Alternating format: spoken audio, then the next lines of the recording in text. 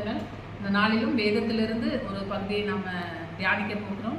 யோவான் எழுதின சுவிசேஷம் 4வது அதிகாரத்தில் இயேசு கிறிஸ்துவுக்கும் சமாரிய பெண்ணுக்கும் இடையே நடந்த உரையாடலை பற்றி நாம் தியானிக்க போகிறோம். இன்றைய செய்தியினுடைய தலைப்பு சமாரிய பெண்ணின் சாமர்த்தியம்.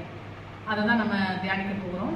ஒரு நாள் இயேசு கிறிஸ்து சமாரியா நாட்டின் வழியாக போய்கொண்டிருக்கிறார். அப்பொழுது அங்கே ஒரு கிணறு இருக்கிறது, சீகேம் என்னப்பட்ட இடத்தில். அந்த கிணற்றின் அருகே உட்கார்கிறார்.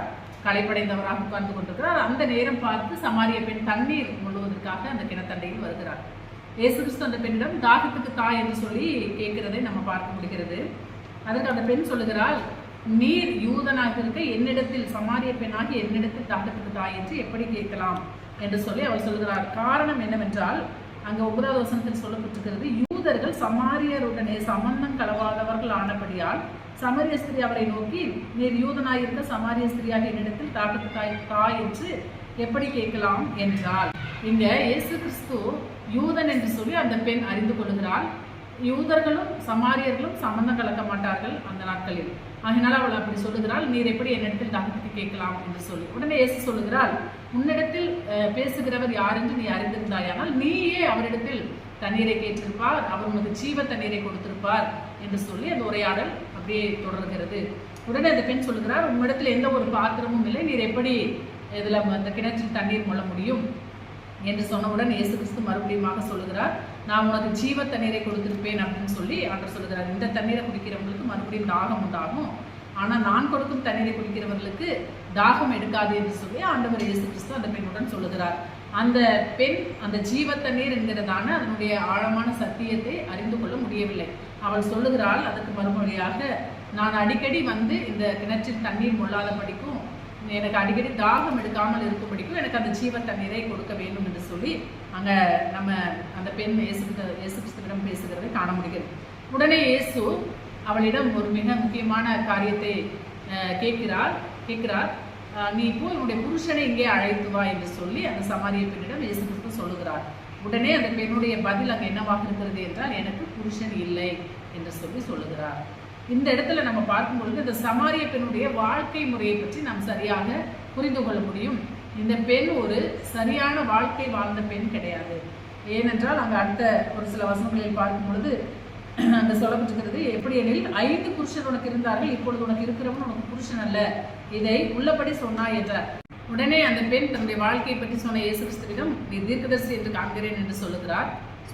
உடனே இயேசு கிறிஸ்து சொல்லுகிறார், பிதாவை தொழுது கொள்ள வேண்டும் என்பதை பற்றி அங்கே சொல்லப்படுகிறது. எருசலேமில் மட்டும்தான் பிதாவை தொழுது கொள்ள வேண்டுமா என்று சொல்லி அந்த பெண் கேட்கும் பொழுது ஆண்டவர் சொல்லுகிறார், தேவன் ஆவியாய் இருக்கிறார், அவரை தொழுது கொள்ளுகிறவர்கள் ஆவியோடும் உண்மையோடும் அவரை தொழுது கொள்ள வேண்டும், எங்கும் அவரை தொழுது கொள்ளும் காலம் வரும் அப்படின்னு அந்த வார்த்தையை சொன்னவுடன் உடனே அந்த பெண் சொல்லுகிறார், மேசியா என்கிற ஒருவர் வருவார், அப்பொழுது இதை பற்றியெல்லாம் தெளிவாக அறிவிப்பார் என்று இயேசு கிறிஸ்துவுக்கு மறுமொழி சொல்லுகிறார்.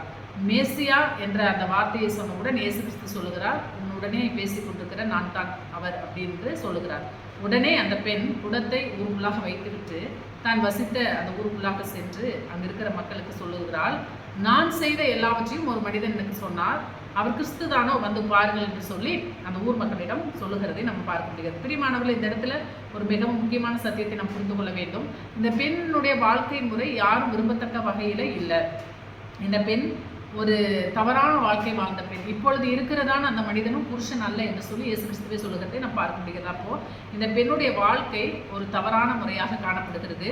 ஆனால் இந்த பெண் சொல்லுகிற காரியத்தை அந்த மக்கள் நம்ப வேண்டும் என்றால், இந்த பெண்ணுடைய பேச்சு, இந்த பெண்ணுடைய சொல்ல போகிற கருத்து அவர்களுக்குள்ளாக மாற்றத்தை உண்டாக்கக்கூடியதாக இருக்க வேண்டும்.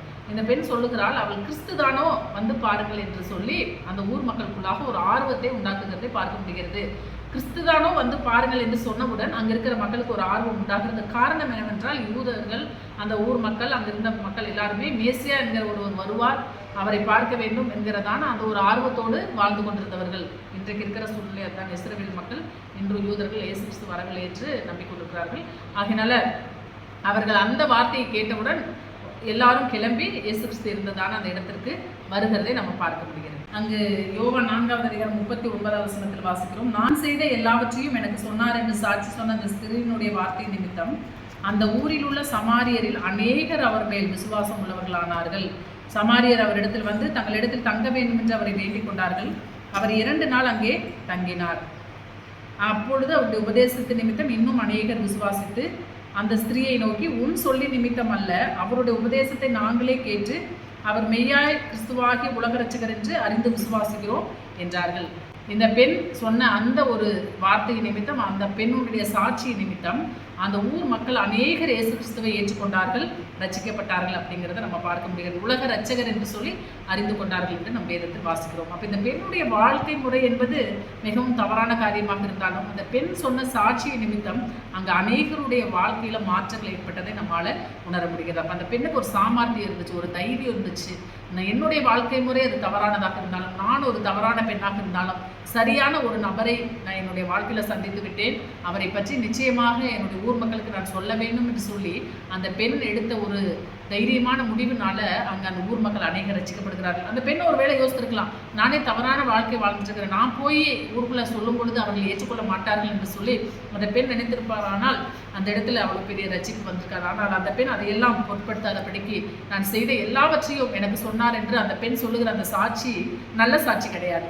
அந்த பெண்ணுடைய வாழ்க்கையை, அந்த பெண் எத்தனை பேருடன் வாழ்ந்தார் என்ற அந்த பெண்ணுடைய தவறான வாழ்க்கையை தான் இயேசு கிறிஸ்து அங்கே சுட்டி காட்டுகிறார். இப்பொழுது இருக்கிறவனும் உனக்கு புருஷன் அல்ல என்று சொல்லி அந்த பெண்ணுடைய மோசமான வாழ்க்கையை தான் தேவன் அங்கு அவளுக்கு வெளிப்படுத்தி காண்பிக்கிறார். அதை கூட அந்த பெண் ஒரு சாட்சியாக எடுத்து ஊருக்குள்ளாக போய் சொல்லுகிறார். அந்த மக்களும் கூட பாருங்களேன், இந்த பெண்ணே ஒரு மோசமான பெண், இவளுடைய வார்த்தை கேட்க வேண்டுமா என்று சொல்லி அவர்கள் அவிசுவாசப்படாமல், இவள் மோசமான பெண்ணாக இருந்தாலும் இவள் ஒரு சத்தியத்தை சொல்லுகிறாளே, ஒரு ஆர்வத்தை உண்டாக்குகிறாளே, கிறிஸ்து என்னப்படுகிற மேசியாவை பற்றி பேசுகிறாளே என்று சொல்லி அந்த மக்கள் இயேசு கிறிஸ்துவை ஏற்றுக்கொண்டார்கள் என்கிறதை நாம் பார்க்க முடிகிறது. அப்போ அந்த பெண்ணுக்கு இருந்த சாமர்த்தியம், அந்த பெண்ணுக்கு இருந்த தைரியம், அந்த பெண்ணுக்கு இருந்த நம்பிக்கை, அதனால் அந்த ஊர் மக்களும் ஆண்டவரை ஏற்றுக்கொண்டார்கள். அந்த பெண்ணுடைய வாழ்க்கையிலும் நிச்சயமாக அதற்கு பின்பாக ஒரு பெரிய மாற்றம் உண்டாயிருக்கும் என்பதை இந்த சமூகத்திலிருந்து நாம் தெரிந்து கொள்கிறோம். ஆகையினால நாமும் முடிந்த அளவுக்கு இயேசு கிறிஸ்துவை பற்றி மற்றவர்களுக்கு நம்ம சொல்லி ஆண்டவருடைய வழிநடத்துவதற்கு எப்பொழுதும் ஆயத்தமாக இருப்போம். கர்த்தர் ஆசீர்வதிப்பார். ஜெபம் பண்ணலாங்களா? அன்புள்ள இயேசப்பா, நாங்கள் வாசித்த வேத பகுதியில் நீர் கற்றுக் கொடுத்த சத்தியத்துக்காக மிக்க நன்றி.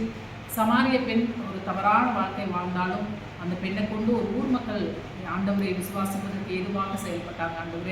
ஆண்டவரே ஸ்தோத்திரிக்கிறோம். அந்த பெண்ணுடைய வாழ்க்கையில் மாற்றங்களை நீர் ஏற்படுத்தி இருக்கிறீங்க. அதே போல் இந்த நாட்களிலும் அநேக மக்கள் இந்த ஊரில் நம்ம அறியாமல் வாழ்ந்துட்டு இருக்காங்கப்பா. அவங்களுக்கு எல்லாருக்கும் நாங்கள் சத்தியத்தை சொல்லுகிற மக்களாக எங்களை மாற்ற வேண்டும் என்று ஜெபிக்கிறோம். ஆசீர்வதியும் இயேசுவின் மூலம் கேட்கிற நல்ல பிதாவே. ஆமென்.